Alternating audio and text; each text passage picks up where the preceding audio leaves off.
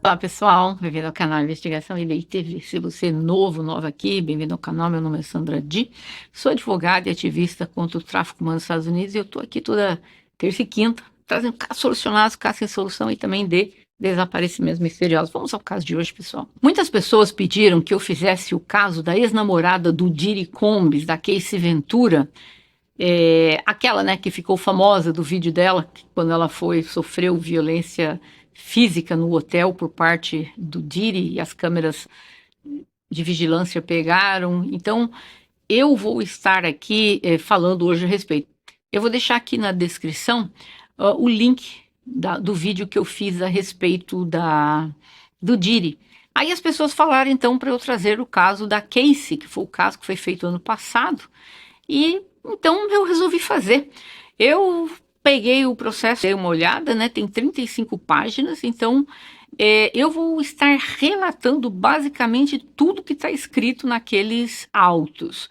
Inclusive, só que tem uma coisa, eu só vou estar mudando pouquíssimas palavras só para não barrar o vídeo, né, pelo YouTube, mas no geral, e eu só vou estar me referindo a ele como Diddy e ela como Casey. É porque nos autos eles se referem a ela como Senhora Ventura e ele como Senhor Combs, mas eu basicamente traduzi. Só que antes que a gente entre neste caso, eu vou fazer aqui algo rapidinho a respeito do caso do Diddy. Para quem não sabe, o Diddy Combs, o nome dele é Sean Combs, produtor, cantor, magnata, traficante de pessoas, um cara que tem a mola do caráter quebrado, mas muito influente, amigos de pessoas influentes como Oprah, Jay-Z, Beyoncé, os Kardashians, Ashner, Kushner, Usher, Justin Bieber e por aí vai. Então, para quem não sabe, ele está preso desde mês passado. Acontece que ele não está preso pelo caso da Casey, ele está preso por outras acusações de tráfico humano, abdução, incêndio, coerção e fraude. Mas antes que eu comece o caso inteirinho da Casey, eu vou falar rapidinho aqui, porque às vezes a pessoa está entrando aqui e fala, não, eu não conheço o Diddy, não sei quem que é, não sei nem do que você está falando. Então eu vou rapidinho resumir a vida dele e já entro no caso da Casey, tá? Vamos lá então. Sean Combs, produtor, cantor, empresário, bilionário, conhecido por Diddy, P. Diddy, Combs. Vou me referir a ele, como falei, como Diddy. Ele nasceu em 4 de novembro de 1969 nos Estados Unidos.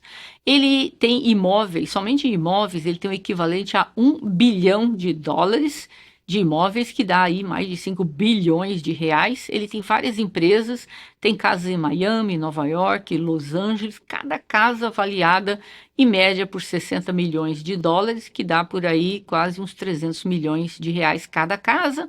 Tem jato, tem iate, que passam de 120 milhões de dólares, que dá mais de 600 milhões de reais. Como eu falei, um bilionário. O Diddy e Kim Portner ex-modelo. Ela teve um relacionamento com ele que durou 13 anos, de 1994 a 2007, mas com várias separações e reconciliações do casal. E de acordo com várias testemunhas oculares, a Kim passou o inferno absoluto com o Diddy. A Kim teve com o Diddy 4 filhos, Justin, de 30 anos, Christian, de 26, as gêmeas de 17 anos, e do relacionamento anterior que ela teve com o I'll Be Sure, ela tem o filho Quincy. O Diddy, quando ele estava com a Kim, ele teve uma filha que nasceu poucos meses antes das gêmeas. Isso mesmo, o cara estava com a Kim grávida e a outra também grávida. E só que aí, quando ela descobriu, a Kim falou, não, agora chega, chega mesmo e deu um basta. E depois separou-se dele e ele acabou tendo uma filha com uma outra pessoa, chamada Dana Tran, que não é do meio artístico, trabalha com qualquer coisa de seguranças de internet, coisas assim. Ele tem uma filha de 2 anos, Love, que ele mandou uma mensagem esses dias da prisão para a menina desejando feliz aniversário. Eu, nesse momento, removeria até o sobrenome da criança, porque vai estar marcada pro resto da vida. O relacionamento tóxico da Kim e do Diddy Esse relacionamento se arrastou por anos e a Kim achou muito difícil se separar dele. Dizem que na época, por causa dos filhos, né?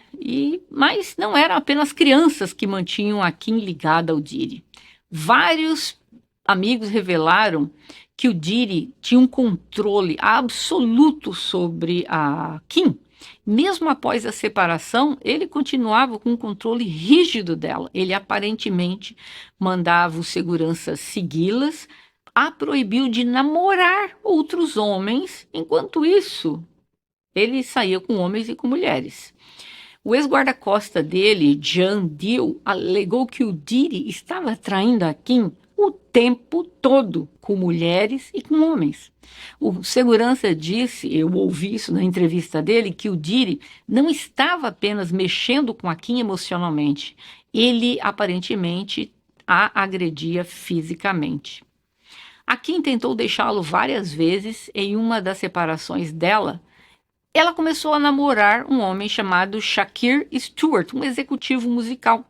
Dizem que quando o Diddy soube, ele perdeu totalmente o controle quando ele descobriu que a Kim e o Shakir estavam se aproximando um dos outros.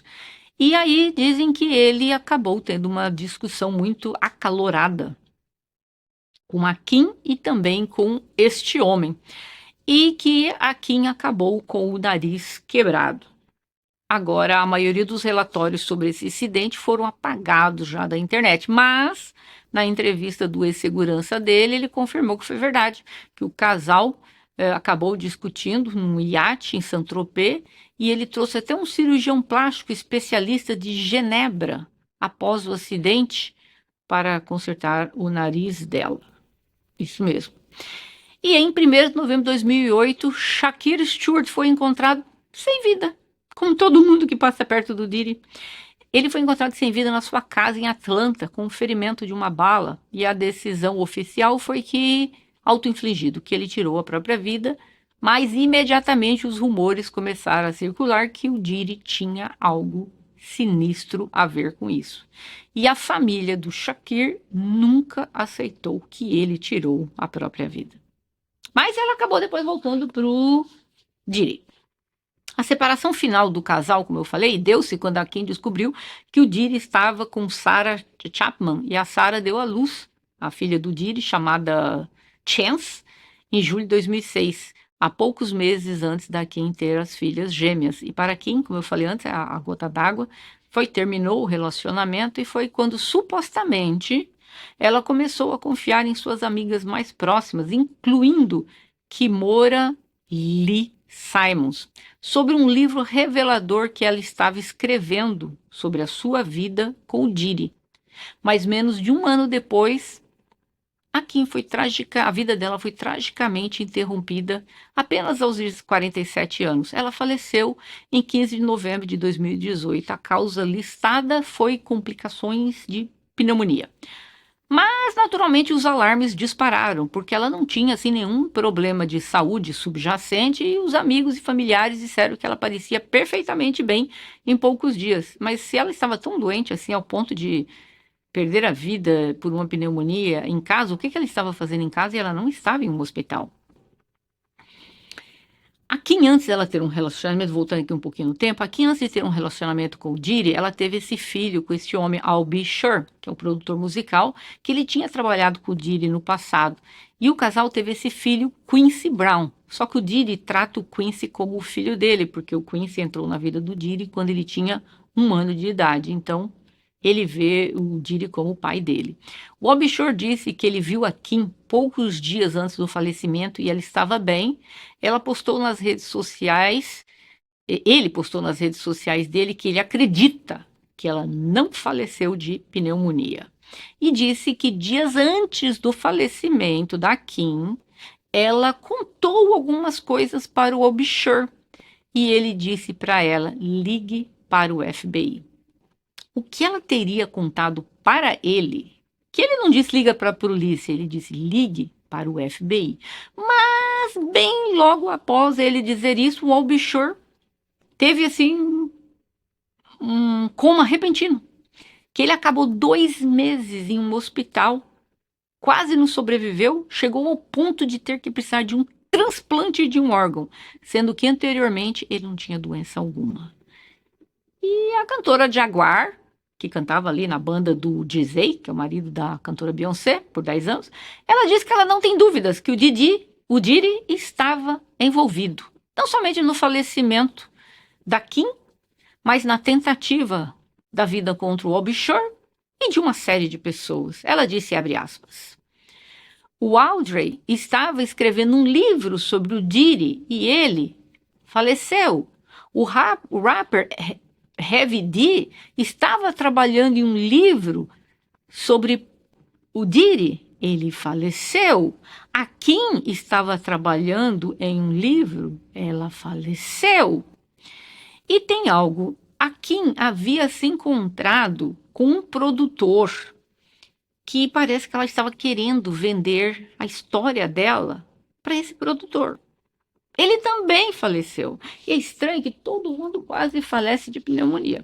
E a gente sabe que existem várias substâncias, vários remédios que podem mascarar e a pessoa ter a impressão ou que teve um ataque cardíaco ou que foi uma pneumonia. Uma das melhores amigas da Kim, Kimora Lee Simon, ela era uma das melhores amigas dela e essa amizade coisa de 20 anos para trás. A Kimora, ela ex-modelo, empresária de sucesso, ela acredita que o Diddy tem alguma coisa a ver com isso. Só que ela escreve isso desde o dia que a Kim faleceu, em 2018. E aí, no dia que, quando a Casey entrou com a ação na justiça contra o Diddy, ela escreveu nas redes sociais dela, abre aspas, a Kimora, você colhe o que plantou, então você colherá agora, fecha aspas. Estão dizendo por aí que a Kimora está falando com os federais e que ela possivelmente irá depor como testemunha contra o Diddy.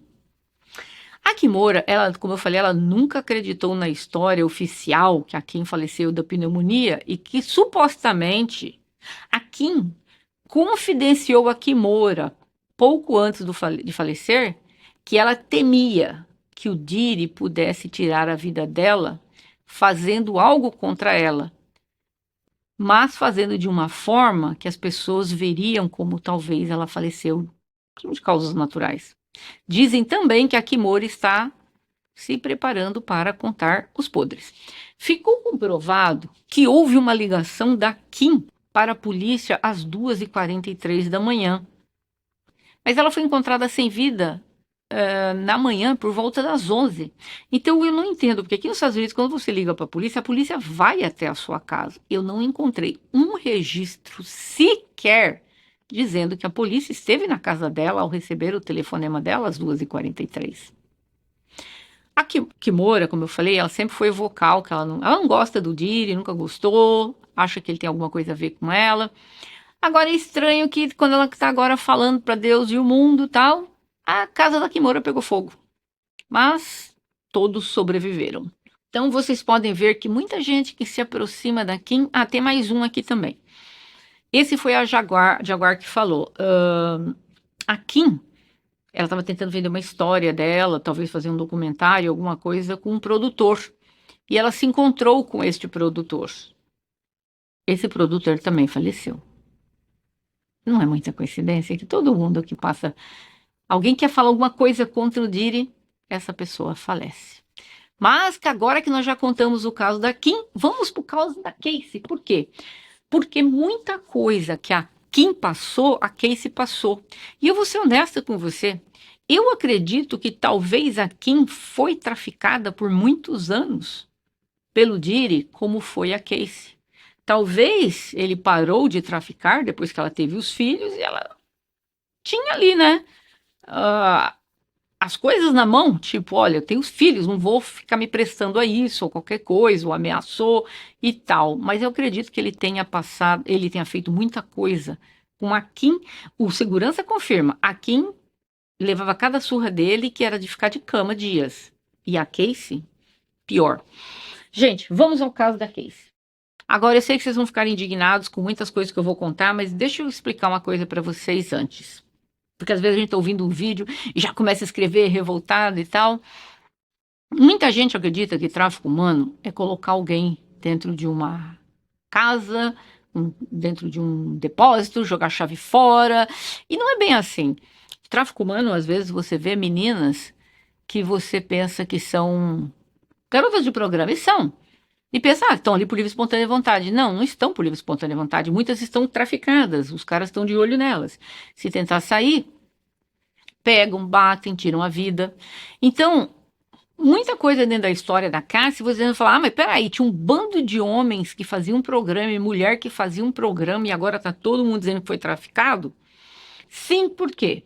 A lei diz o seguinte, tudo que for feito sob fraude ou coerção ou violência pode se enquadrar dentro do tráfico humano. Por exemplo, o Diri contratava garotas de programa para ir lá fazer um programa de 3 horas na casa dele. Só que essas 3 horas viravam 2 dias, 3 dias, 5 dias, uma semana. Ou seja, a pessoa já era mantida ali dentro contra a vontade dela, fisicamente exausta, quase doente, fora as surras que ele dava em todo mundo.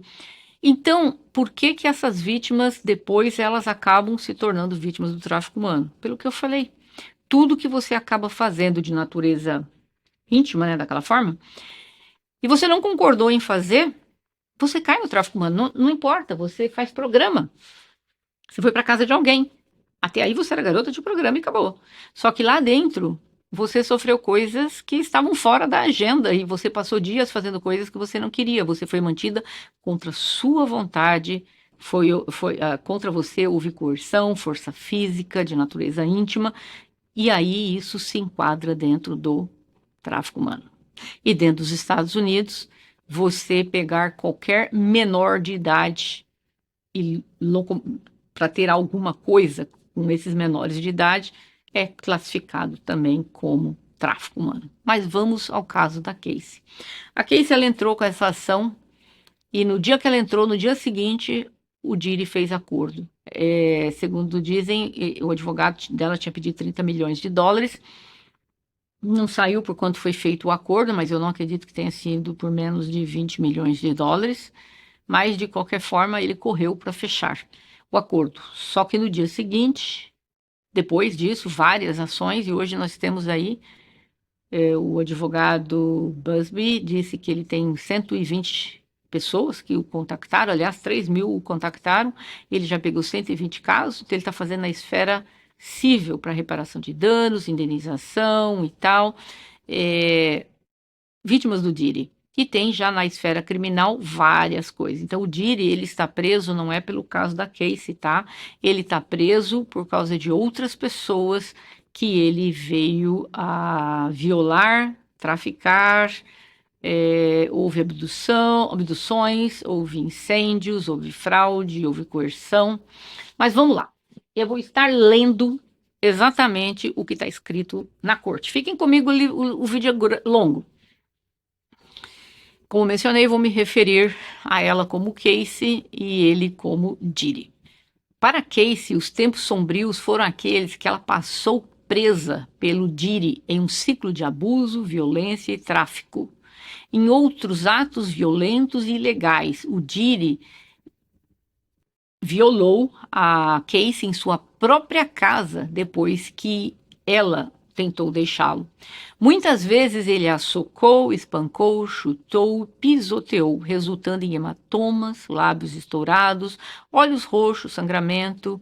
Explodiu o carro de um homem que ele descobriu que estava romanticamente interessado na Cassie. A forçou-se a envolver em atos de natureza íntima com homens de programa enquanto ele filmava os encontros e até dirigia as posições como ele queria, as luzes e tal. O Diri exigiu que a Cassie carregasse sua arma de fogo na bolsa dela, só para deixá-la desconfortável e demonstrar o quão perigoso ele é. Ele introduziu a Cassie a um estilo de vida de abuso excessivo de álcool e de substâncias ilícitas e exigiu que ela obtivesse receitas ilícitas de medicamentos para satisfazer seus próprios vícios dele. A Casey conheceu o Diddy em 2005, quando ela tinha 19 anos e ele tinha 37 anos. Ele a contratou pela sua gravadora Bad Boy Records. Em poucos anos, ele atraiu a Casey para um estilo de vida ostentoso, acelerado e movido a substâncias ilícitas para um relacionamento romântico com ele. Seu chefe, um dos homens mais poderosos da indústria do entretenimento, e um homem cruel e controlador, quase 2 décadas mais velho do que ela. O Diddy afirmou controle total sobre a vida pessoal e profissional da Casey, garantindo assim sua incapacidade de escapar de seu domínio. Ele forneceu caminhos sem precedentes para o sucesso da aspirante e artista, mas em troca exigiu obediência, lealdade e silêncio. Durante o relacionamento, o Diddy era propenso a uma raiva incontrolável e frequentemente batia na Casey de forma selvagem. Essas surras foram testemunhadas pela equipe do Diddy e funcionários da Bad Boy Entertainment e negócios relacionados ao Diddy, mas ninguém ousou falar contra seu chefe assustador e feroz. Após esses episódios de abuso horrível, o Diddy imediatamente tentava esconder a Casey e as evidências da sua raiva violenta. Ele frequentemente a enchia de presentes após incidentes de violência física, um padrão típico de comportamento de abusadores em série. Além das agressões físicas, o Diddy frequentemente lembrava a Casey da sua capacidade de causar danos sérios, seja exigindo que ela carregasse sua arma na bolsa ou explodindo o carro de um músico que estava romanticamente interessado na Casey. Para piorar a situação, o Diddy usou substâncias ilegais e ameaças de violências para forçar a Casey a ter repetidos encontros de natureza íntima com homens que fazem programa por dinheiro. E isso deixando claro que era contra a vontade dela e ela era forçada a fazer. Ao longo dos anos em que o Diddy abusou da Casey fisicamente e de natureza íntima, ela tentou escapar do controle rígido dele muitas vezes. Toda vez que ela se escondia, a vasta rede de corporações e entidades afiliadas ao Diddy a encontrava. E aqueles que trabalhavam para a empresa do Diddy imploravam que ela voltasse para ele. Muitos chegaram a declarar explicitamente que sua falha em retornar ao Diddy prejudicaria seu sucesso na indústria do entretenimento. Quando ela acreditou que finalmente havia se separado do seu agressor de longa data, ela se juntou ao Diddy para um jantar, após o qual ele a forçou a entrar em sua casa e a violou enquanto ela repetidamente dizia não e tentava afastá-lo. A Casey escapou completamente do Diddy, mas o dano que as agressões e o abuso de natureza íntima que ele causou a ela por quase 1 década a assombrará para sempre. Ela exigiu cuidados médicos e psicológicos intensivos para se recuperar do trauma que ela vive. Ela não pode, no entanto, continuar a viver em silêncio sobre o que sofreu. O Diddy continua imensamente poderoso e imensamente perigoso. A Casey, portanto, busca justiça pela década da sua vida que Diddy tirou dela, com ameaças de violência, uso excessivo de substâncias ilícitas e abuso físico e psicológico. A Casey é residente dos estados da Califórnia e também de Connecticut. Ela foi empregada pela Bad Boy Records, LLC, e Bad Boy Entertainment, entidades relacionadas ao Diddy. Aí ele volta aqui no passado, o promotor. A adolescente Casey conheceu o Diddy de meia idade quando sua carreira estava começando. Ela o conheceu no final de 2005 ou início de 2006, e depois que o Diddy ouviu a primeira música da Casey tocando em um clube, ele expressou interesse em contratá-la para sua gravadora, a Bad Boy Records. Na época, a Casey tinha apenas 19 anos, o Diddy tinha 37. Em poucos meses, em fevereiro de 2006, a Casey assinou um contrato de 10 álbuns com a gravadora do Diddy. O primeiro álbum da Casey foi lançado em agosto de 2006, estreando na 4ª posição da Billboard 200 dos Estados Unidos. Para promover o álbum, a Casey fez aparições na televisão, no Total Request Live da MTV e vários outros. A Casey sofria de ansiedade significativa de desempenho durante essas aparições, e os meios de comunicação foram altamente críticos às performances dela. Nesses programas, o Diddy, no entanto, procurou reabilitar seu talento recém-contratado, dizendo a ela para começar a fazer programas que ela poderia aparecer e estaria em divulgação na MTV. Ao assinar com a Bad Boy Records, a Casey foi rapidamente lançada nos holofotes, e ela não estava familiarizada com a forma de navegar em seu novo status de celebridade. O reconhecimento e a glorificação da ingenuidade da Casey pelo Diddy provaram estabelecer as bases para seu relacionamento romântico e de natureza íntima.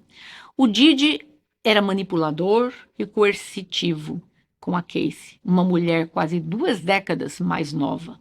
Um ano após assinar o contrato com a Casey, o Diddy se tornou profundamente entrincheirado na vida da Casey, quase que imediatamente, afirmando posse e controle sobre ela e inserindo-a em todos os aspectos de sua carreira e até da vida pessoal.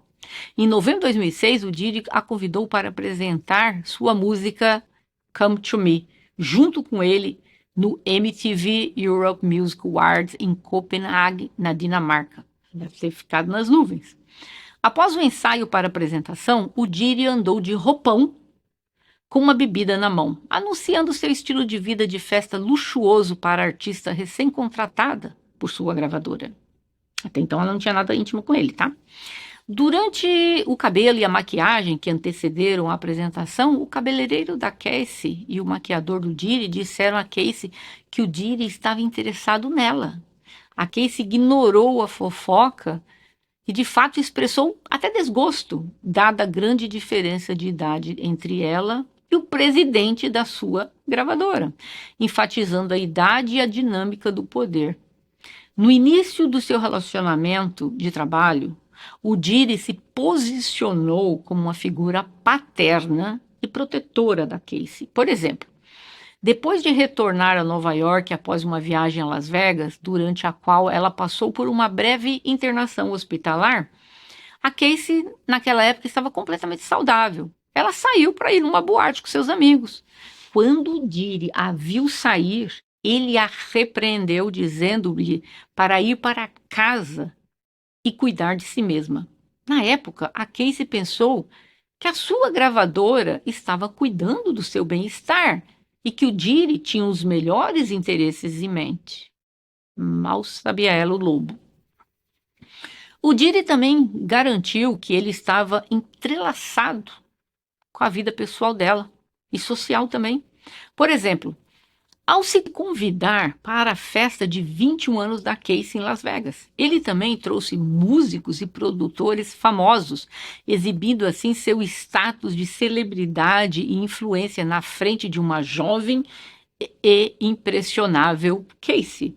Embora o Diddy soubesse que a Casey estava em um relacionamento na época, embora ele estivesse publicamente em um relacionamento com a Kim Porter, o Diddy, no entanto, perseguiu a Casey. Em uma festa em uma suíte do hotel, após a festa de aniversário de 21 anos da Casey, o Diddy puxou a Casey para um banheiro e a beijou à força. A Casey não consentiu com esse contato indesejado. Ela imediatamente saiu correndo do banheiro e da suíte do hotel e chorou. Ela contou à sua melhor amiga na época sobre o que havia acontecido, mas estava com muito medo de contar a mais alguém. No Video Music Awards, no dia seguinte, o namorado da Casey na época se juntou a ela e ao Diddy em uma mesa na comemoração da premiação. O Diddy ficou bravo, dizendo a Casey que o convite para a cerimônia de premiação era apenas para ela e não para seu outro significativo, ou seja, para o namorado dela.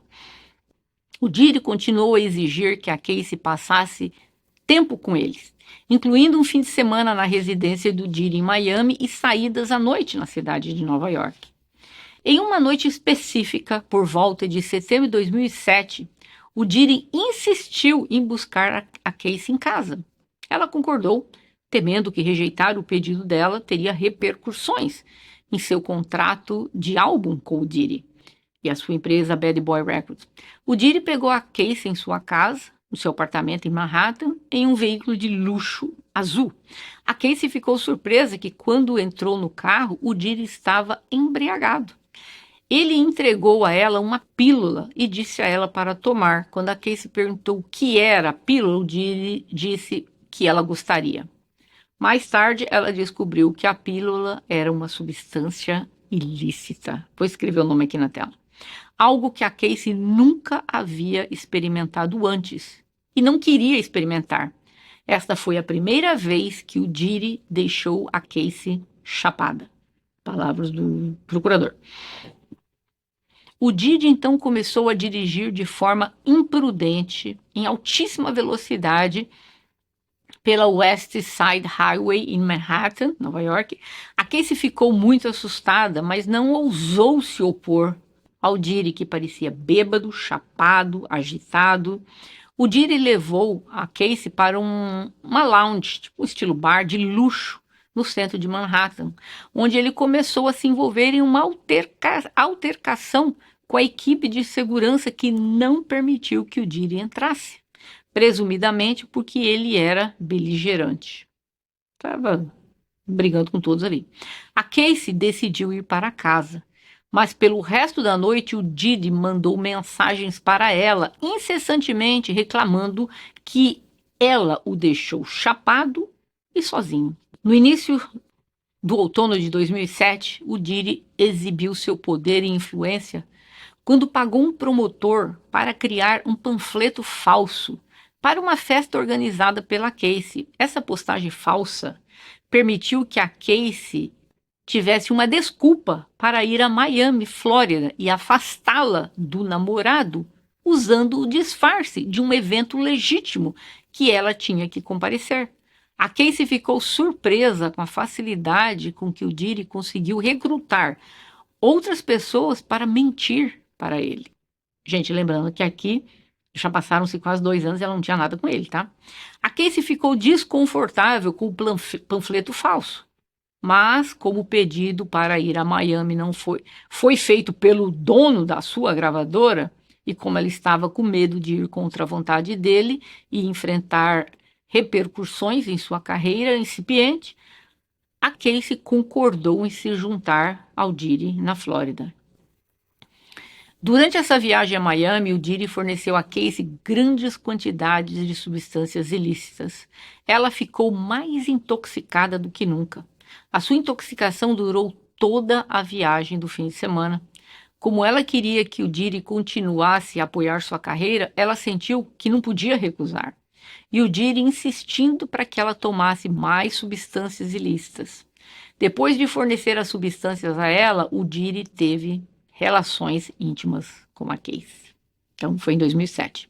Durante esta viagem, 2 anos depois de conhecer o Diddy, a Casey se viu atraída para o círculo imediato de seu chefe, o dono da sua gravadora e um dos homens mais poderosos da indústria do entretenimento. O Diddy exercia controle sobre a carreira e a vida pessoal da Casey desde o início do relacionamento. Ele exerceu seu poder e influência o tempo todo. Essa dinâmica foi alimentada pela diferença de idade, de quase 20 anos, bem como por suas posições relativas na indústria do entretenimento. Diddy era considerado um magnata da música e a Casey, no início da sua carreira, estava apenas começando. A abordagem agressiva e exigente do Diddy para com aqueles com quem trabalhava tornava impossível que alguém o desafiasse. E a Casey logo descobriu que o Diddy insistia na lealdade cega de todos em seu círculo íntimo. Embora Casey tivesse economizado alguns ganhos de sua jovem carreira de modelo, a ostentação da riqueza do Diri a intimidava. O Diri pagava pelas coisas com maços de dinheiro e dizia repetidamente a Casey: "Não se preocupe com o dinheiro, eu tenho dinheiro." O Diri passava as férias luxuosas com a Casey, comprou um carro para ela, pagou por seu apartamento e forneceu a ela grandes quantidades de roupa de grife.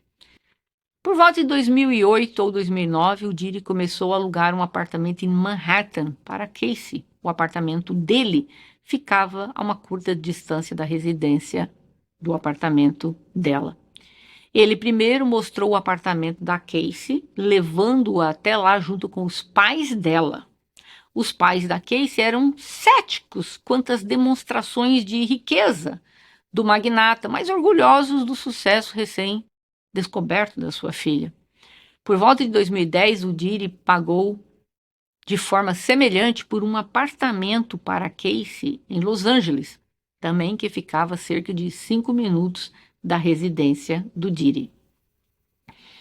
Ele pagou por muitos de seus apartamentos na Califórnia e também comprou um Jaguar para ela por volta de 2013 e 2014.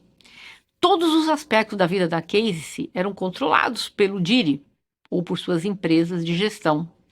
Cada evento que a Casey comparecia, desde viagem, maquiagem e as roupas, foi pago diretamente pelo Diri e suas empresas afiliadas. Para agravar essa intrusão abrangente em sua vida, o Diri garantiu seu controle sobre a jovem e impressionável Casey ao apresentá-la um estilo de vida movido a substâncias ilícitas que a mantinham complacente e obediente.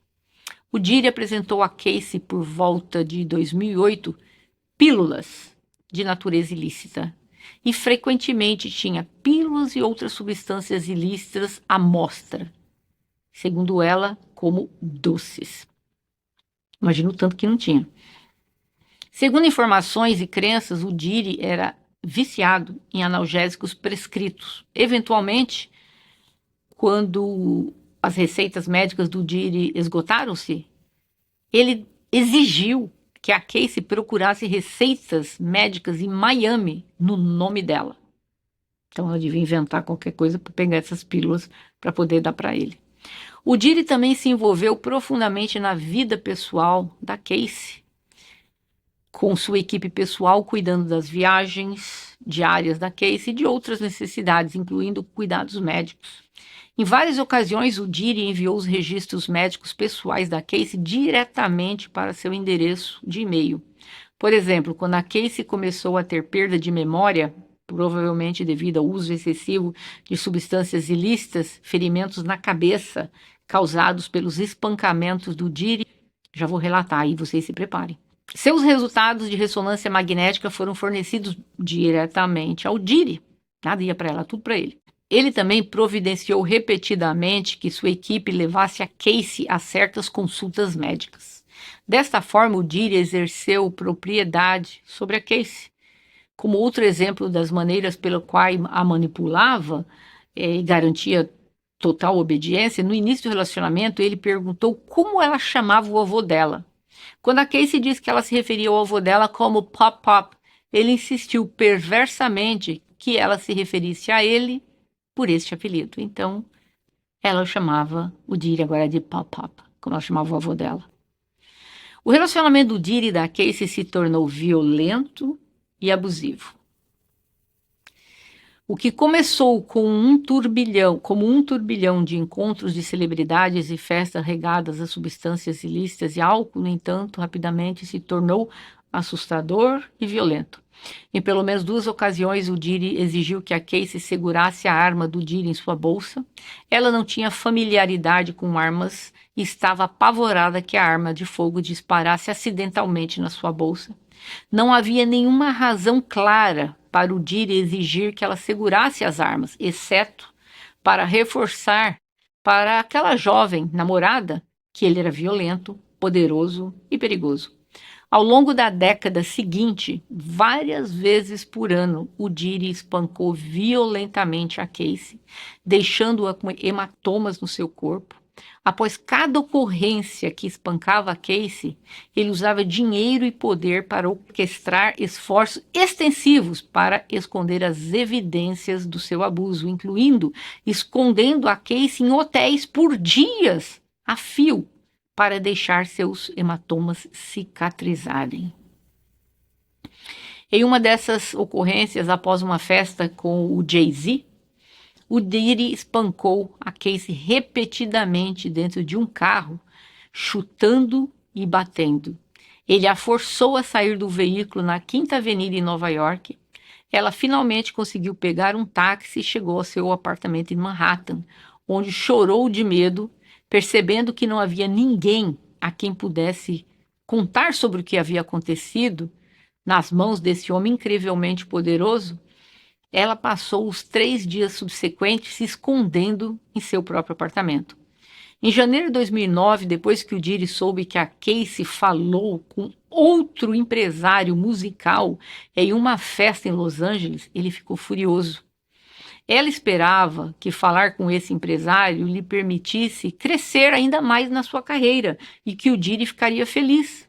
Mas, em vez disso, ele ficou extremamente bravo e atirou do clube onde a festa estava acontecendo. No carro saindo do clube, o Didi espancou a Casey, empurrando-a para um canto do veículo, pisando em seu rosto. A equipe de segurança do Didi, o Roger Bond, tentou impedir a surra, mas não conseguiu acalmar a situação. Quando o carro chegou à residência do Didi, a Casey tentou fugir, mas ele a seguiu, começou a chutá-la no rosto. A Casey estava sangrando muito, então foi conduzida para a casa do Didi, onde ela começou a vomitar devido à agressão violenta. Ao reconhecer os danos que ele havia causado e as evidências físicas do abuso, o Didi entrou em pânico e forçou a sua equipe a levar a Casey para uma suíte do hotel The London Hotel em Los Angeles, onde ela foi obrigada a ficar por 1 semana dentro do quarto, sem ver ninguém. Durante essa estadia, conforme seus ferimentos da surra cicatrizavam, a Casey começou a perceber completamente que a rede tremendamente leal do Didi não apenas sabia e testemunhou sua agressão, mas também que essas testemunhas não estavam dispostas a fazer nada significativo para impedir o comportamento dele. Ela reconheceu que era impotente e que denunciar o Didi às autoridades não alteraria o status e a influência dele, mas apenas daria a ele outra desculpa para machucá-la. Ela mentiu para a mãe quando questionada sobre um fórum de fofocas online que relatou a agressão. Ela mentiu para a mãe dela que não tinha acontecido, não era fofoca. O Didi passou a instruir seus assistentes a comprar quantidades excessivas de presentes para a Casey, que foram entregues no quarto do hotel onde ela permaneceu presa. A Casey estava isolada e incapaz de ver um caminho para sair do controle abusivo do Didi sobre a sua vida. Ela se viu ficando insensível ao abuso que estava sofrendo e ficou totalmente dependente das exigências dele. Ela começou a seguir cegamente as suas instruções por medo de novamente ser alvo de uma surra cruel. Pela própria admissão do Didi, o relacionamento com a Casey era como Bob Whitney, ou seja, um claro reconhecimento da dinâmica de poder desigual e da violência doméstica excessiva que permeava o seu relacionamento. Olhando de fora, a Casey ouviu outros referirem-se ao seu relacionamento com o Didi como semelhante ao Ike e Tina, seu parceiro volátil e abusivo, fazendo referência a isso, né, comparando ela, que também era dono de uma gravadora e, portanto, tinha sucesso futuro em suas mãos. Exerceu controle total sobre todos os aspectos da sua vida. Poucos meses após começar um relacionamento romântico com o Diri, sentiu-se obrigada a seus caprichos e exigências. Enquanto estava na cidade de Nova York, o Diri disse a Casey, sentem-se, gente, que queria se envolver em uma fantasia. Ele disse que ficaria excitado se visse a Casey com outro homem. Na primeira vez, o Diri contratou um homem e o levou para casa, em Los Angeles. O homem, a Casey e o Diri usavam máscaras de baile e usaram substâncias ilícitas. O Diri orientou a Casey a realizar os atos íntimos com esse homem, enquanto o Diri os observava e orientava a Casey e o homem a fazerem atos específicos. O encontro inteiro durou vários dias. O Diri começou a chamar o arranjos de freak-off. Ele dizia repetidamente a Casey, em momentos aleatórios, que queria um freak-off, e ela eventualmente era esperada para facilitar a localização e a contratação de homens profissionais que vendiam seus corpos. Primeira vez ele levou, depois ela que tinha que trazer esses homens. Em certos momentos, durante o relacionamento da Casey e do Diri, ele insistia em um freak-off semanal. O Diri dizia repetidamente a Casey que essa prática era, abre aspas, nossa coisa, fecha aspas, nosso segredo. Os freak-offs geralmente aconteciam em suítes de hotéis, incluindo o Trump International Hotel na Columbus Circle, Le Hermitage Beverly Hills, The London Hotel em Los Angeles, o Intercontinental Century City, o Intercontinental Atlanta, o Intercontinental New York City, The One Hotel em Nova York, em Miami, o Mandarim Oriental Hotel em Nova York, em Miami, o Fontainebleau em Miami, em Beverly Hills, o Shutters em Los Angeles, dezenas de locais. A Casey finalmente ela foi instruída a usar sites de serviços de acompanhantes para encontrar profissionais masculinos para participar dos freak-offs. E estes homens, ele dizia que teria que ser de raça negra e ter a coisa bem grande. O Diri disse a Casey para procurar por grandes partes íntimas. Às vezes o Diri pagava para levar profissionais à sua localização, incluindo várias cidades nos Estados Unidos e no exterior. Ele exigiu que a Casey e sua equipe o ajudassem a fazer estes arranjos. Os assistentes do Diri ajudavam a preparar os freak-offs, incluindo a preparação das suítes do hotel com óleos de bebê e lubricantes, este sendo usado para as relações íntimas. O óleo de bebê, eu vou dizer só uma parte aqui, parando um pouco aqui o que o promotor está falando, foram encontrados 1.000 vidros de óleos de bebê na casa dele. Até agora não saiu o exame para saber se tem alguma coisa ilegal dentro daqueles óleos, mas todas as pessoas que participaram em festas dele, que acabavam em baixaria, disseram que esses óleos, quando passados no corpo, o corpo se tornava imóvel. A pessoa ouvia, se movia, a pessoa ouvia, mas era impossibilidade de falar ou de se mover. Então, ele também usava esses óleos no pessoal que ia lá. Voltando ao promotor. O Diri sempre fornecia a Casey e aos profissionais contratados para os freak-offs de grandes quantidades de substâncias ilícitas. A Casey recebeu várias substâncias ilícitas, o que lhe permitiu se dissociar durante esses encontros horríveis. Tornou-se comum receber fluidos intravenosos nos dias após um freak-off para se recuperar das substâncias excessivas que lhe foram impostas. Ou seja, durante dias submetidas àquilo, ela e o pessoal contratado, que no final estava todo mundo detonado, que eles tomavam sorinho, fluidos intravenosos. Que coisa. Para se recuperar. A Casey foi obrigada a se vestir de lingerie para um freak-off e o Diri insistiu que usasse esmalte branco para contrastar suas unhas com a pele dos homens negros que ele contratou para os freak-off.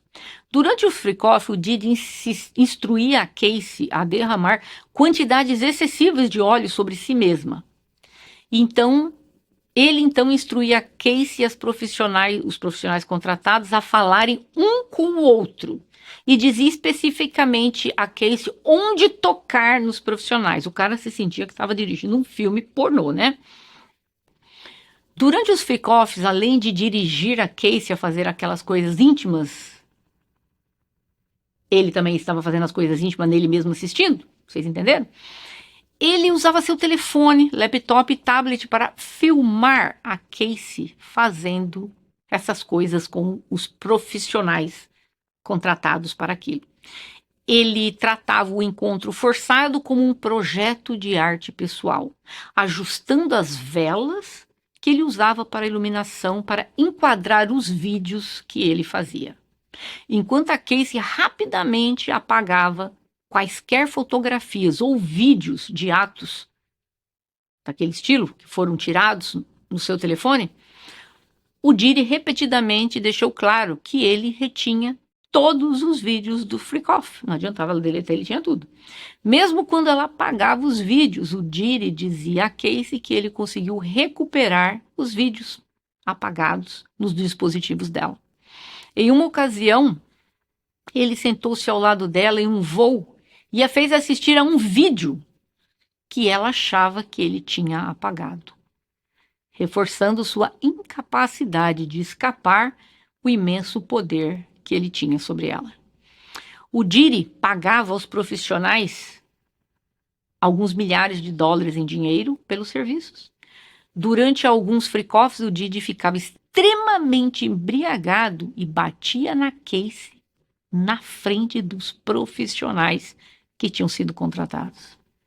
A Casey sentia repulsa pelas exigências do Didi, mas entre a surra física e o reconhecimento do seu incrível poder e temperamento, a Casey ficou petrificada com o seu parceiro e chefe e sentiu que não conseguia dizer não. Ele até a presenteava com presentes luxuosos antes ou no meio dos freak-offs, aparentemente sem saber das maneiras pelas quais esses encontros forçados constituíam trabalho para Casey e que ela precisava ser compensada por este trabalho. Era isso que ele pensava. Em um ponto, ele havia dado a ela tantas pulseiras de grife dos freak-offs, após as surras brutais, que ela sentiu que estava acorrentada por seus presentes. Frequentemente, sua ansiedade diante de um freak-off se tornava tão grande que ela ficava fisicamente doente, às vezes ao ponto de vomitar. Enquanto estava ajoelhada sobre o vaso sanitário, o Didi a envergonhava para que ela se apresentasse para ele, eventualmente forçando-a se levantar e prosseguir com o encontro. Ou seja, no meio dos encontros, a moça ojeriza até vomitava. Ela sabia, em primeira mão, que dizer não para ele dentro de um freak-off era recebido com raiva e violência. Além disso, qualquer sugestões dela que recusasse o freak-off ou denunciaria o abuso do Didi era recebido com ultimatos pelo Didi, que dizia que a Casey não poderia ir à polícia porque ela tinha muito a perder. Por volta de agosto de 2015, por exemplo, no meio de um jantar surpresa de aniversário de 29 anos da Casey, o Didi insistiu que a Casey deixasse a festa dela de aniversário e fosse para um hotel para um freak-off.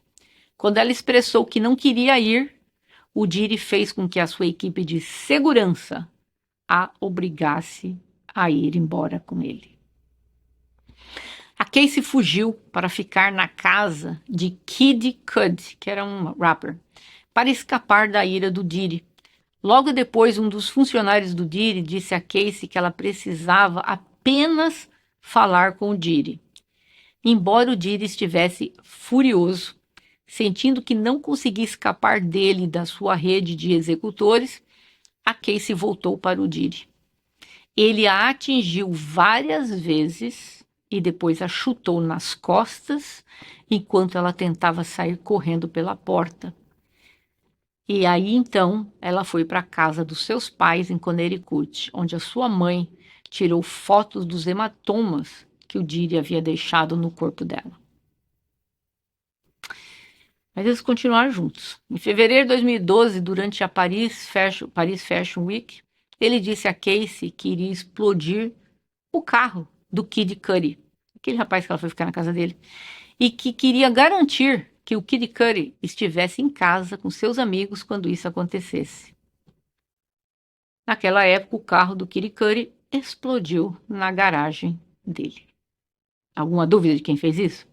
Em 2015, a Casey falou com um empresário da música popular em uma festa, em uma suíte de hotel em Las Vegas. O Didi a viu falando com esse empresário e disse severamente para ela entrar no quarto adjacente à suíte. No quarto, o Didi espancou a Casey severamente. Ela correu da mesa de jantar para o canto do quarto, tentando evitar as surras e os chutes do Didi. Quando ela tentou se trancar no banheiro, ele a empurrou, a socou e a chutou enquanto ela se enrolava sobre o vaso sanitário. Seus gritos foram abafados pela música alta, tocando na área extrema da suíte do hotel.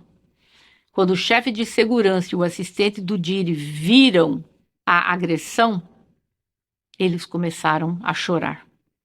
Olha isso, gente. O chefe da segurança e o assistente dele. Depois que viram o estado que ficou o corpo dela. Choraram juntos com ela. A Casey tinha 2 olhos roxos, um lábio machucado, estourado, um enorme hematoma na testa. Ao ver os resultados do seu ataque cruel, o Didi imediatamente tomou medidas para esconder seu delito. Ele forçou a Casey a ficar em casa, junto com os filhos dele. Enquanto estava lá, o Didi fez uma chamada de vídeo, onde a Casey, ele disse, abre aspas, você tem que subir e colocar mais maquiagem, meu filho não pode te ver assim, fecha aspas. Ela colocou maquiagem conforme as exigências dele. A Casey sentiu que não tinha escolha a não ser obedecer ao seu agressor, embora seguranças, assistentes e amigos vissem a situação em que ela estava. Ninguém ousou ajudá-la ou falar em seu nome. Portanto, ela não teve escolha a não ser permanecer subserviente. Mais tarde, em 2015, enquanto filmava um filme na cidade do Cabo, na África do Sul, a Casey estava flertando com um ator lá do filme. Ela passou a véspera de Ano Novo com esse ator, mas o Didi logo descobriu. O Didi ligou para o ator e o ameaçou. O ator então ligou para a Casey e disse a ela, abre aspas, você realmente precisa ligar para o Didi, fecha aspas. Por volta de março de 2016, durante um free coffee no Hotel Intercontinental, em Los Angeles, o Didi ficou extremamente embriagado e deu um soco no rosto da Casey, deixando-o com o olho roxo. Depois que ele adormeceu, a Casey tentou sair do quarto do hotel, mas quando ela saiu, o Didi acordou e começou a gritar com ela. Ele a seguiu até o corredor do hotel enquanto gritava com ela. Ele a agarrou e então pegou vasos de vidro no corredor e os jogou nela, fazendo com que o vidro se espatifasse ao redor deles enquanto ela corria para o elevador para escapar. Ele a chutou no chão. Ela conseguiu entrar no elevador e quando chegou ao saguão, rapidamente foi para o seu apartamento. Ao perceber que sua fuga faria com que o Didi ficasse ainda mais bravo com ela e completamente presa em seu ciclo vicioso de abuso, a Casey retornou ao hotel com a intenção de se desculpar por ter fugido do seu agressor. Quando ela retornou, a equipe de segurança do hotel disse para ela voltar para casa de táxi e sugerindo que eles tinham visto as imagens de segurança mostrando o Didi espancando a Casey e jogando vidro nela no corredor do hotel. Eu não vou pôr o vídeo aqui, mas eu vou deixar o link desse vídeo se alguém quiser assistir. Terrível. Com base nas informações e crenças, o Didi pagou ao Intercontinental Century City $50 mil, o equivalente a R$200 mil pelas imagens de segurança do corredor naquela noite. Então, ele comprou as imagens Só que ele manteve as imagens em casa. Só que quando a polícia deu uma batida lá na Departamento de Homeland Security, né, que foi fazer a batida na casa dele, deve ter encontrado a fita e a fita vazou depois, e vocês sabem, né, a fita tá aí para quem quiser ver, uma coisa terrível, terrível. Depois disso, a Casey deixou sua casa e foi se esconder na casa de um amigo na Flórida. James Cruz, presidente da Bad Boy Management, localizou a Casey e disse a ela que sua música não seria lançada se ela não ligasse para o Diddy. Uma mulher que trabalhava na Sony Music entrou em contato com ela com um ultimato semelhante, concedendo o seu recorde, dizendo para ela, né, se não volta, não acabou tudo aqui entre nós.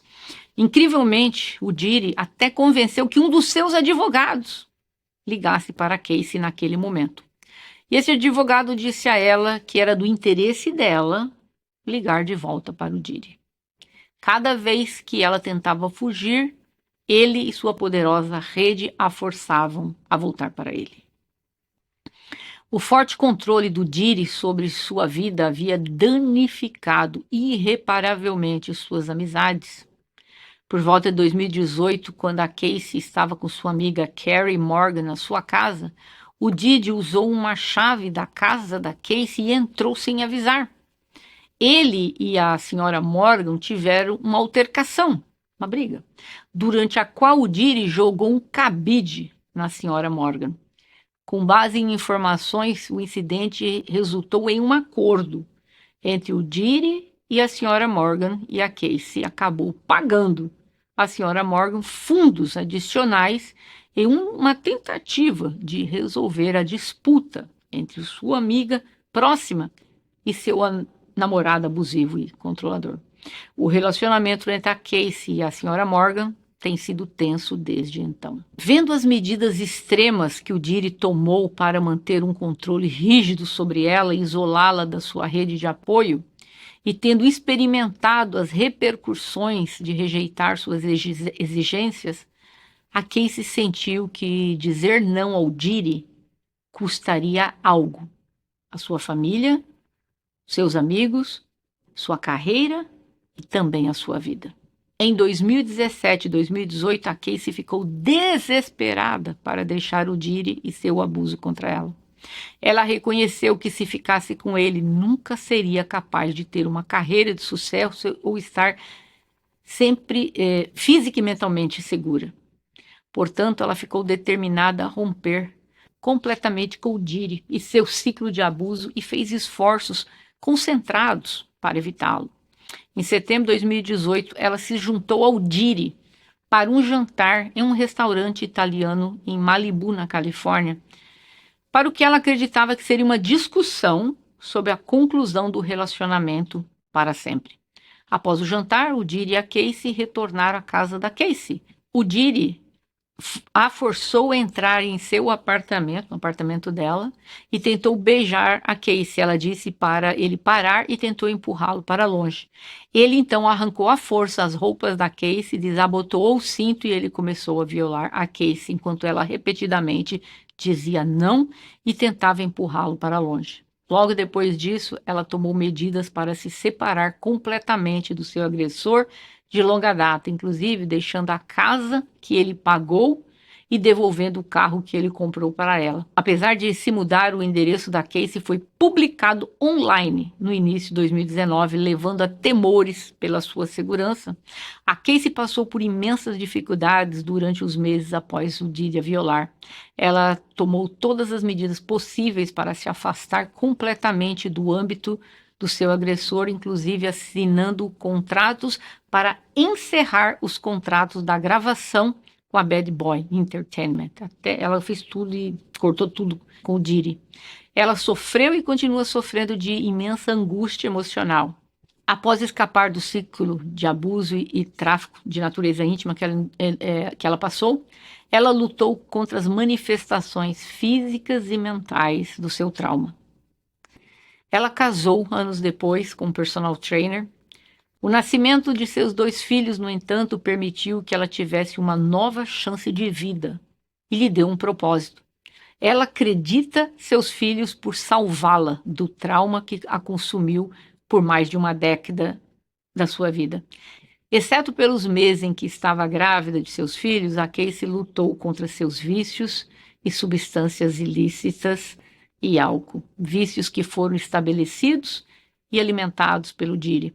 Ela recorreu à substância para abafar as memórias do seu abuso, sem estar intoxicada. Ela sofria de pesadelos horríveis, de atos íntimos contra a sua vontade, que o Didi exigia que ela participasse durante os freak-offs, regularmente programado das surras físicas que ela suportou durante seu relacionamento. Ela tinha dificuldade para comer ou dormir e seus relacionamentos com a família sofreram. Durante esse tempo, ela frequentemente tinha pensamentos de acabar com a sua vida. Para reconstruir sua vida e sua carreira, a Casey precisou se reinventar completamente. Ela se internou em um centro de reabilitação, onde primeiro confrontou a extensão do trauma com o qual vive. Ela precisou de terapia intensiva e outros cuidados médicos para se recuperar do abuso do Didi e viverá para sempre com as repercussões físicas e psicológicas de mais de uma década de violência, medo e exploração que ela sofreu. Embora a Casey não tenha conseguido falar contra os anos de abuso que ela passou nas mãos do Didi, ela conseguiu reconstruir sua vida e confrontar seu trauma. Graças à aprovação do Adult Survivor Act de Nova York, que é uma lei que permite denunciar crimes que ocorreram fora do prazo de prescrição. Então, ela se beneficiou dessa lei e ela está pronta e capaz de confrontar seu agressor e responsabilizá-lo e aqueles que permitiram seu abuso por suas ações. Fecha aspas. Terrível, terrível que ela passou, muito triste. Muitos de vocês estão se perguntando como que se ficou nisso, por dinheiro, por isso, por aquilo. Gente, eu tive uma cliente, passou por coisa quase igual. Mesma coisa, vou dizer. Primeiro, ele deu um monte de remédios para ela, sem ela saber que estava tomando, estava bebida alcoólica, tinha um remédio. Paralisou o corpo, ela não lembra de nada. Quando ela acordou, ele tinha um filme pornográfico dela com 2 homens, que ela não tem memória de absolutamente nada. Ela tinha 19 anos também na época. Ele tinha uns 30. Aí o que ele fez? Ela era uma jovem pobre, pobre lá do Nepal, morando nos Estados Unidos, ele é americano. Ele pegou aquele vídeo e falou para ela: eu vou mandar para tua família, para todos os teus amigos, se você não começar a fazer isso. E ele fez quase a mesma coisa que o Didi fez com essa moça. Ele a forçava a fazer filmes adultos, filmava tudo. Trazia homens, mulheres. Foram 3 anos. As surras, braço quebrado, olho roxo, tudo. Ela tentou tirar a vida dela 3 vezes durante isso. 3 vezes a polícia conversou com ela e disse: menina, sai disso, esse homem ainda vai acabar com a tua vida. Mas o medo dela, ele ia soltar a fita pro país dela, para a família dela, para os amigos dela no Nepal. Só que continuou o abuso e ela já não aguentava mais e foram 3 anos de abusos assim, terríveis. Até que ela o deixou. O que ele fez? Ele soltou as fitas, os vídeos adultos que ele fez para a família dela. A família dela teve que se mudar de onde eles moravam no Nepal. Quando ela ia lá, ela tinha que se esconder. Uma rede de televisão no Nepal descobriu os vídeos dela, soltaram na televisão do Nepal. A família dela começou a ser perseguida lá. Gente, a vida dessa moça foi um inferno aqui na Terra. Ela entrou na justiça, eu a representei na esfera da imigração. Ela conseguiu o green card através da Lei VAL, Lei contra Abuso Doméstico. E quem fez a parte civil dela foi um colega meu. E o juiz determinou que fosse pago a ela 75 milhões de dólares. Ou seja, quase 540 milhões de reais. O juiz mandou que todos os websites possíveis e imagináveis. O advogado listou 1.200. Removessem todos os vídeos dela que tinham sido expostos, colocando, fazendo aquelas coisas, fossem removidos e deu uma ordem de prisão para ele. Os bens dele foram todos congelados nos Estados Unidos, muita coisa foi vendida para poder pagá-la, tal. E ele tem uma ordem de prisão. Ele fugiu. A gente sabe que ele está hoje em dia nas Filipinas fazendo a mesma coisa, só com meninas das Filipinas agora. Se ele entrar nos Estados Unidos, ele é preso. Então ele não volta, aqui ele não volta nunca mais. Ele é americano. Ele não volta nunca mais. E ela, sabendo que ele estava fazendo isso com uma moça das Filipinas, ela entrou em contato com essa moça e falou para ela: olha, ele vai fazer isso, isso, isso, isso com você. Aí a moça respondeu para ela: você tá com inveja, porque não sei o que, não sei o que. Preciso nem te dizer que meses depois a moça entrou em contato com ela. Ele fez tudo que fez com ela, fez com a moça também. Aí essa moça falou que também é a mesma coisa, é ameaçando ela, ameaçando a família dela, soltar os vídeos, estragar a reputação da família toda, todo mundo vai ficar sabendo. E essa moça disse que teve que sair da cidade fugida, a família não quer mais vê-la, e ela ficou sabendo que ele anda fazendo isso com outras pessoas. Aí você fala, como que alguém chega a esse ponto? Nós precisamos pensar uma coisa. A Casey tinha 19 anos. A gente sabe que a pessoa nessa idade ainda não está ali 100% com aquela mentalidade de adulto nem nada.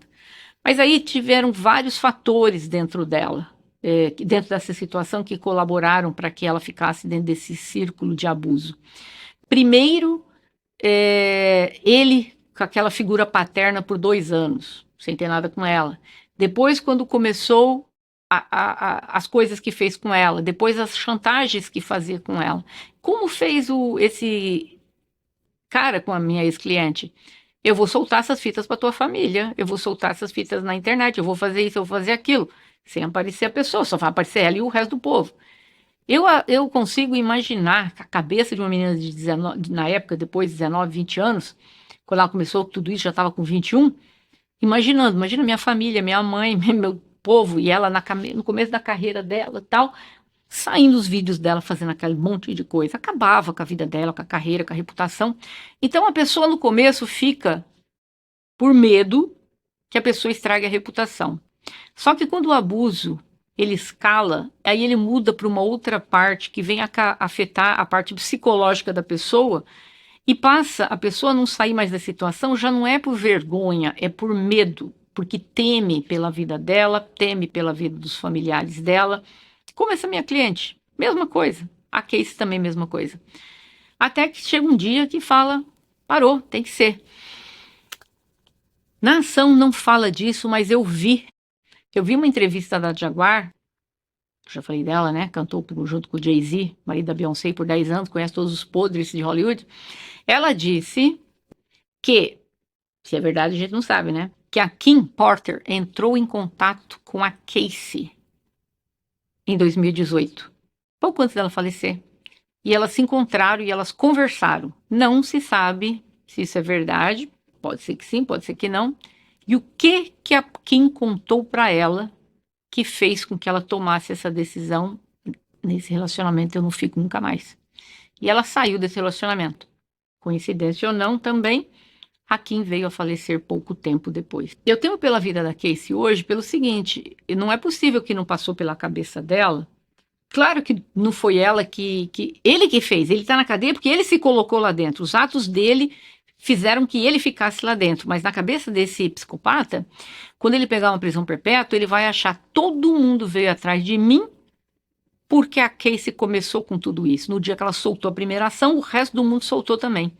Esse rapaz vai perseguir essa moça e se bobear vai mandar tirar a vida dela e da família dela. Eu, nessas alturas do campeonato, se fosse ela, pegava as malinhas, o filho e o marido e caía fora desse país. Ela deve ter recebido ali no mínimo uns 20 milhões de dólares. A carreira dela musical a gente sabe que já acabou, fundou, não tem mais nada a carreira. O marido dela é personal trainer. Pode personal trainer aqui, pode ser personal trainer em qualquer lugar do mundo. Se eu fosse ela, eu sairia daqui. Não é porque ele está na prisão que ele não é capaz de dar ordens lá fora. Eu acho que pode. Se eu fosse ela, ficava esperta. Porque esse cara vai se vingar, ele vai vir pra cima dela. As coisas que essa moça passou, é difícil a gente que nunca passou, imaginar, mas muita gente sofreu violência doméstica aqui e sabe como é que é o trauma. Eu, graças a Deus, nunca passei por isso, mas lido com violência doméstica há quase 25 anos, com pessoas que sofreram violência doméstica. E a gente sabe que a violência doméstica muda tudo dentro do psicológico de uma pessoa, o trauma, tudo isso. Agora, além de tudo isso, essa moça teve a parte do tráfico humano. Ela foi traficada o tempo todo. Isso é considerado tráfico humano pela lei dos Estados Unidos, tá? Isso é tráfico humano que ela sofreu. O que ela passou ali dentro, esse trauma, eu acho que não tem terapia no mundo que dê jeito. Que bom que ela refez a vida dela, tem filhos, se internou para poder se recuperar e hoje em dia, espero em Deus que ela esteja feliz.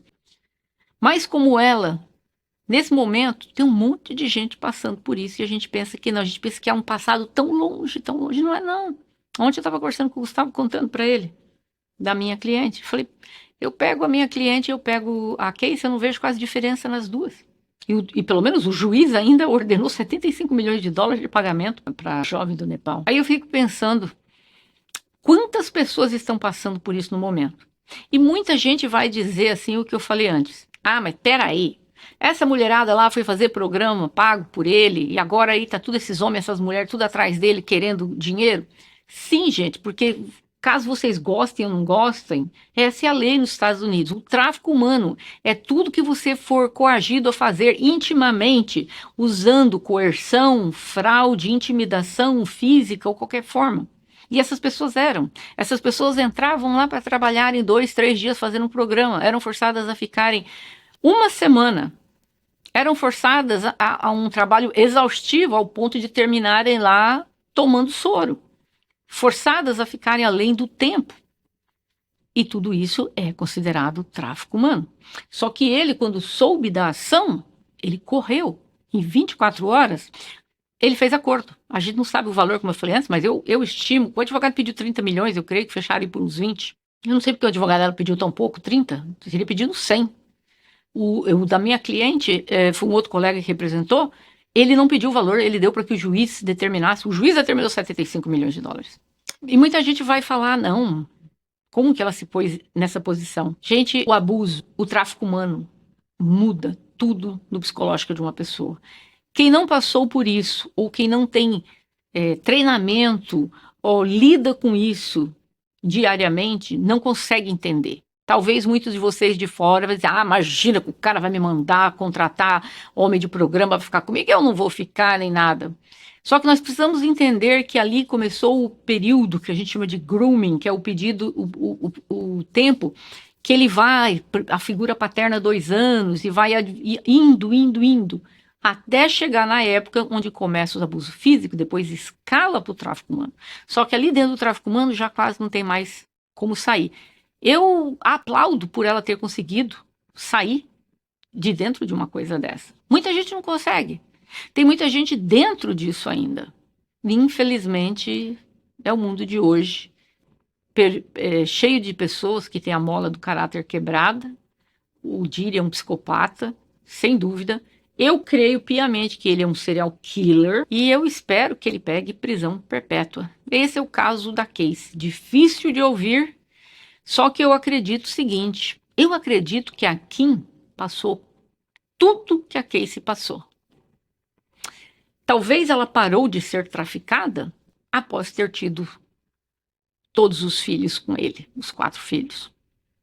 Mas eu acredito que ela passou por tudo isso, da mesma forma. E ali escreveu um livro, né, contando tudo. Saiu o livro no Amazon, 60 páginas, que todo mundo que leu, as pessoas ficaram horrorizadas. A Kimora, que é uma das melhores amigas dela, da Kim Porter, diz que não, que aquele livro não é verdadeiro. E muitos creem que quem tem o livro, vamos dizer assim, o diário, né, contando os detalhes, né, é a Kimora. Espero que seja ela e que ela tenha e que ela libere. Porque ela diz que não, aquele livro não é verdadeiro. Mas ela diz que sabe muita coisa, sim. Da mesma coisa que o ex dela, o Albie Shur, também disse que ela contou muita coisa para ele. Quando você fala vai o FBI cuida de vários crimes, tá? Mas a gente sabendo da história dele com crianças e menores, me deu a entender que talvez ou a Kim soube ou viu, através de fita ou pessoalmente, ou descobriu algo relacionado com crianças, qualquer coisa. Quando contou o Paul Bichor, ele falou, vai pro FBI. Ele não falou, vai na polícia, vai no FBI, porque é o FBI que cuida disso.